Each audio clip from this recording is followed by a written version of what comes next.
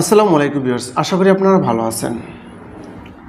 Doctor Muhammad Yunus সম্পর্কিত আমরা গুরুত্বপূর্ণ 20টি প্রশ্ন এই ভিডিওর মাধ্যমে জেনে নেব। কারণ অন্তর্বর্তীকালীন সরকারের সময় যে সকল সরকারি বেসরকারি চাকরি অনুষ্ঠিত হবে সেখানে অবশ্যই ডক্টর ইউনূস সম্পর্কিত কিছু না কিছু প্রশ্ন আপনি কমন পাবেন। সুতরাং এই ভিডিওটি আপনার জন্য খুবই গুরুত্বপূর্ণ হতে যাচ্ছে। তো চলুন ভিডিওটি শুরু করা যাক। প্রথম প্রশ্নটা আছে, ডক্টর মোহাম্মদ ইউনূসের জন্ম কত তারিখ বা জন্ম সাল কত? ডক্টর মোহাম্মদ ইউনূসের জন্ম সাল হচ্ছে, কোনটা হবে সঠিক উত্তর আছে এখানে ঘ নম্বরটা, অর্থাৎ 28 জুন 1940 সালে ডক্টর মোহাম্মদ ইউনূস জন্মগ্রহণ করেন 28 জুন 1940। 2 নম্বর আছে, ডক্টর মোহাম্মদ ইউনূস কবে থেকে বাংলাদেশের অন্তর্বর্তীকালীন সরকারের প্রধান উপদেষ্টা হিসেবে দায়িত্ব পালন করতেছেন বা করছেন? হ্যাঁ, 2 নম্বরের সঠিক উত্তর হবে খ নাম্বারটা, অর্থাৎ 8 August 2024। 8 August 2024। Doctor Muhammad Yunus কবে শান্তিতে নোবেল পুরস্কার লাভ করেন? ডক্টর মোহাম্মদ ইউনূস কবে শান্তিতে নোবেল পুরস্কার লাভ করেন? সঠিক উত্তর হবে কত? 2004, 5, 6, 8। সঠিক উত্তর আছে 2006 সালে।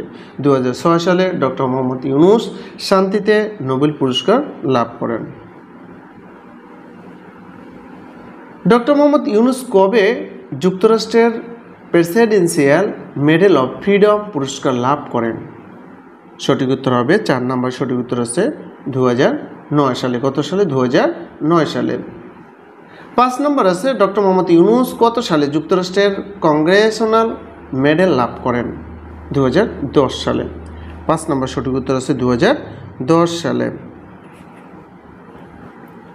ডক্টর মোহাম্মদ ইউনূসের জন্মস্থান কোথায়?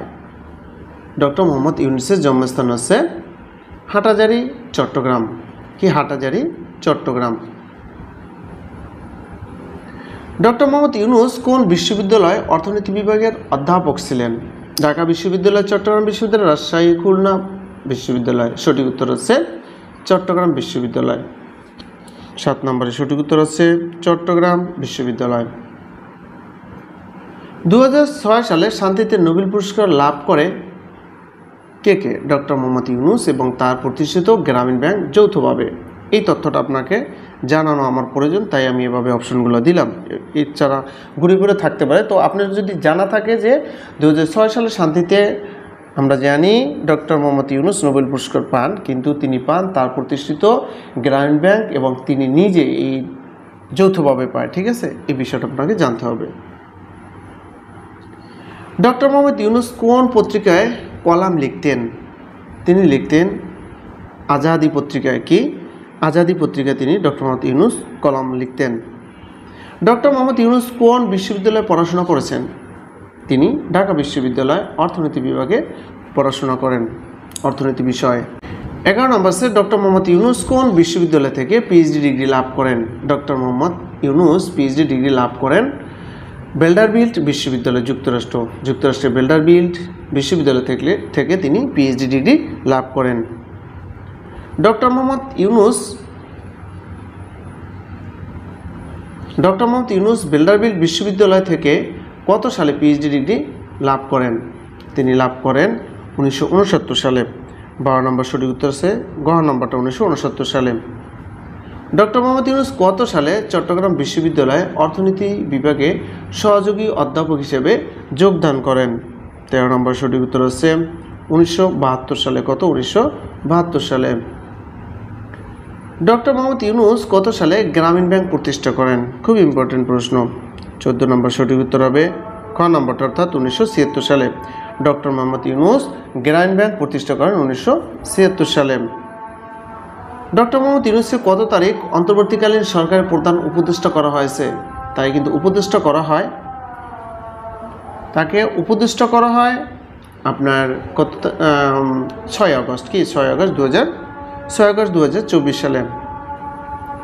ব্যাংকার টু দ্য পুর কার লেখা গ্রন্থ? ব্যাংকার টু দ্য পুর হচ্ছে ডক্টর মোহাম্মদ ইউনূস এর লেখা গ্রন্থ। প্রথম বাংলাদেশি হিসেবে কে শান্তিতে নোবেল পুরস্কার লাভ করেন? প্রথম বাংলাদেশি হিসেবে শান্তিতে নোবেল, প্রথম এবং একমাত্র বাংলাদেশি হিসেবে শান্তিতে নোবেল পুরস্কার লাভ করেন ডক্টর মোহাম্মদ ইউনূস।